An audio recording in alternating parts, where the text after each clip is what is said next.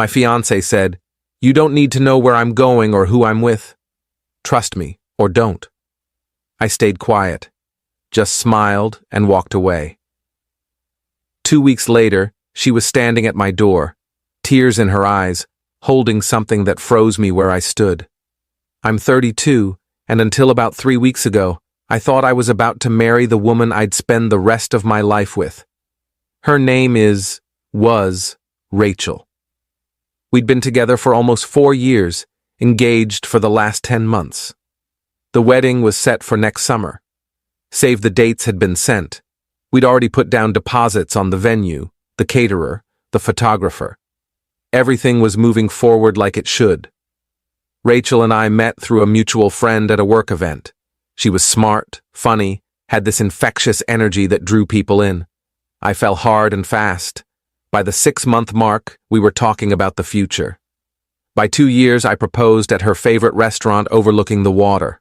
She cried, said yes, and I genuinely believed we were building something real. We lived together in a condo I'd bought a few years before we met. It was in my name, but it felt like ours.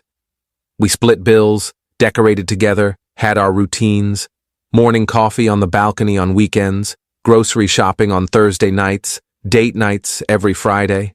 It was comfortable, stable, or so I thought. About 2 months ago, things started shifting. Rachel became more secretive with her phone. She'd angle it away from me when texting, take calls in the other room, keep it face down on the table during dinner. When I'd ask who she was talking to, she'd give vague answers. Just work.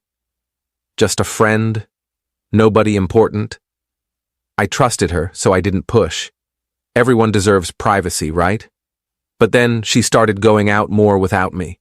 Girls' nights that ran until 2 a.m., weekend brunches that turned into all-day affairs.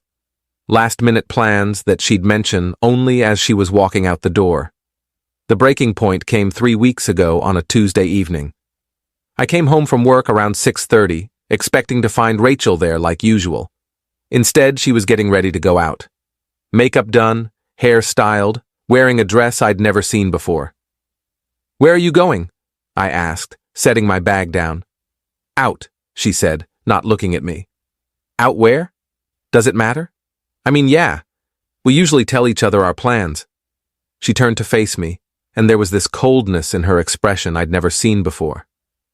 "I don't owe you a play-by-play of my life." "I'm not asking for a play-by-play. I'm just asking where you're going. And I'm telling you, it's none of your business." I stared at her. "Rachel, we're engaged. We live together. How is it none of my business?" She grabbed her purse, keys in hand.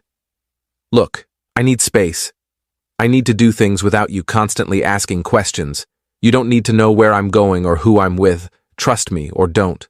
That's not fair. Life's not fair. Deal with it." And she walked out. Just like that. No kiss goodbye, no explanation, nothing.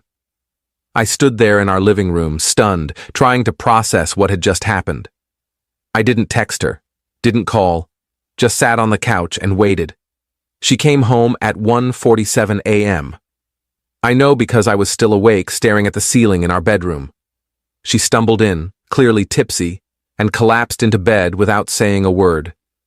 The next morning, I woke up to find her already gone. A text on my phone. Had to leave early for work. Talk later. But we didn't talk later. She came home late again that night, avoided me the next day, and the pattern continued.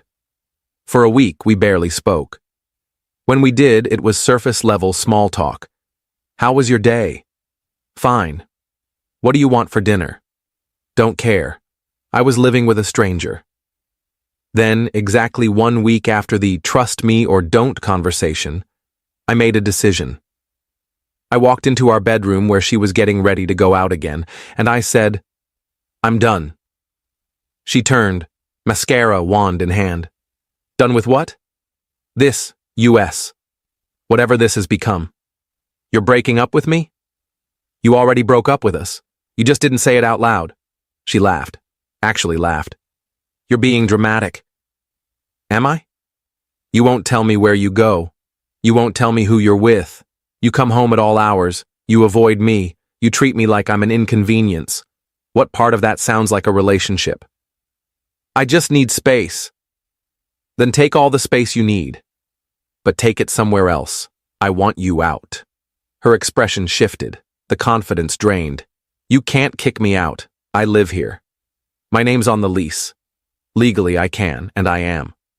Are you serious? Completely. She stared at me, waiting for me to crack, but I didn't. I just stood there, calm, resolved. Fine, she said finally. I'll pack my stuff. Good. You have until the end of the week. She grabbed her purse and stormed out. Didn't come back that night. Update 1, Rachel moved out over the next few days. She took her clothes, her toiletries, some furniture she'd brought when we moved in together. Didn't say much, just packed in silence while I stayed in the other room. By Friday, she was gone.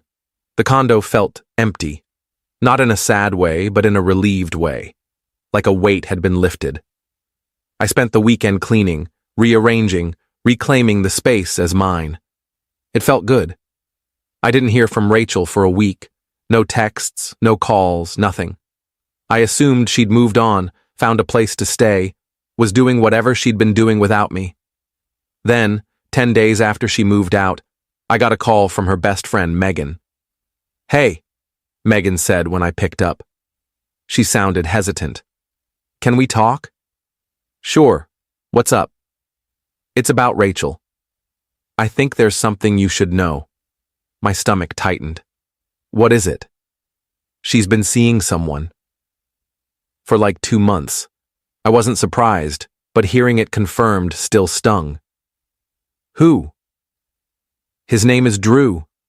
She met him at a work conference. They've been... I don't know, she's been really secretive about it, but I know she's been spending a lot of time with him. I didn't know if you knew. I didn't. But it makes sense now. I'm sorry. I thought you should know. She's been acting weird, even with me. Won't tell me details. Just says she's figuring things out. Thanks for telling me, Megan. I appreciate it. After we hung up, I sat there processing. Rachel had been cheating. All those late nights, all that secrecy, all that defensiveness. It was because she was with someone else. And instead of being honest, she'd gaslighted me, made me feel like I was the problem for asking basic questions. I wasn't angry, not really. I was just done. Completely. Irrevocably done. Update 2. 2 weeks after Rachel moved out, almost to the day, my doorbell rang at 8 p.m. on a Saturday. I wasn't expecting anyone. I looked through the peephole and saw Rachel standing there, tears streaming down her face, holding something in her hands. I opened the door. What are you doing here? I need to talk to you, she said, voice shaking. There's nothing to talk about. Please, just give me 5 minutes. Against my better judgment, I stepped aside and let her in. She walked into the living room, still holding whatever was in her hands, and turned to face me. I made a mistake, she said. Yeah, you did. I'm sorry. I'm so sorry. I should never have... Rachel, why are you here? She held up what she was holding. A pregnancy test. Positive. My heart stopped. Is that... I'm pregnant, she whispered. I stared at the test, then at her. Is it mine? She nodded, fresh tears spilling down her cheeks. Yes. I know you don't believe me, but it is. I haven't been with Drew in a way that would make this his. It's yours. When did you find out? 2 days ago. I took 3 tests. They're all positive. I sat down on the couch trying to process. Why are you telling me this? Because you deserve to know. And because I want to fix this. I want us to fix this. I made a huge mistake. I was confused and stupid and I hurt you. But I love you. I want our family back. I looked at her, really looked at her, and felt nothing. No anger, no sadness, no longing. Just emptiness. Rachel, you cheated on me. For 2 months. You lied. You gaslighted me. You made me feel crazy for asking where you were. And now you're pregnant and you want to fix things because it's convenient for you. It's not about convenience. I love you. No, you don't. You love the idea of not being a single mom. You love the stability I provided. But you don't love me. If you did, you never would have done what you did. That's not fair. Life's not fair. You said that yourself. She crumpled, sobbing into her hands. What am I supposed to do? I don't know, but it's not my problem anymore. So you're just going to abandon your child? I didn't say that. If the baby's mine, I'll step up. I'll be a father. But I'm not getting back together with you. That's not happening. You can't mean that. I do. We're done, Rachel. We've been done. This doesn't change that. She stood there, crying, holding that test like it was a lifeline. I don't know what to do. Figure it out. That's what you're good at, right? Figuring things out without me. Update 3. Rachel left that night without another word. I sat on my couch for hours, staring at the wall, trying to wrap my head around everything. She was pregnant. Maybe with my child. Maybe not. I had no way of knowing for sure without a paternity test, and I wasn't taking her word for anything anymore. The next day, I texted her. If you want me involved, we're doing a paternity test. Non-negotiable. She responded an hour later. Fine. I'll set it up. Over the next few days, I did research, learned about prenatal paternity tests, how they work, the accuracy, reached out to a lawyer about my rights and responsibilities if the child was mine. I wasn't going to be blindsided again. Rachel and I met at a clinic 2 weeks later for the test. It was awkward, silent, tense. She looked exhausted. I felt nothing. The results took another week. When they came, I opened the email alone in my condo, hands shaking. 99.9% probability of paternity. The baby was mine. I called Rachel. I got the results. And it's mine. She started crying again. I'm sorry. I'm so sorry for everything. Being sorry doesn't fix it, but I'll do right by this kid. We need to figure out custody, support, all of it. Legally, through lawyers. Can't we just work it out between us? No, we can't. I don't trust you, Rachel. I need everything in writing. She was quiet. Then, okay, I understand. Final update. It's been 6 weeks since I found out about the pregnancy. Rachel and I have been working through lawyers to figure out custody arrangements and child support. It's been civil but distant. I've made it clear I'll be involved in the child's life, but Rachel and I will never be together again. She's still seeing Drew, from what I've heard through mutual friends. Or maybe she's not. I don't know, and I don't care. That's her life now, separate from mine. I've been seeing a therapist to process everything. The betrayal, the pregnancy, the weird limbo I'm in now. It's helped. I'm learning to separate my feelings about Rachel from my responsibilities as a father. The kid didn't ask for any of this. They deserve a stable, present dad, and I'm going to be that. People have asked me if I regret how I handled things, if I should have tried harder to work things out with Rachel for the sake of the baby. My answer is always no. Staying in a toxic relationship for the kids doesn't help anyone. It just teaches the kid that dysfunction is normal. I'd rather co-parent separately and healthily than stay together and be miserable.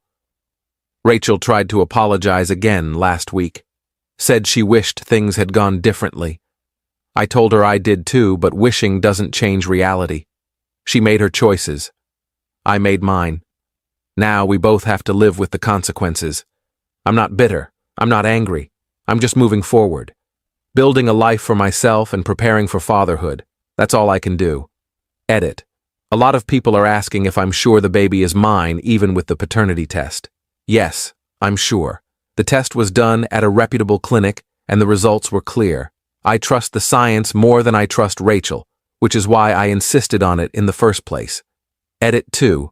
For those saying I should give Rachel another chance, for the baby, no. A child doesn't need parents who are together.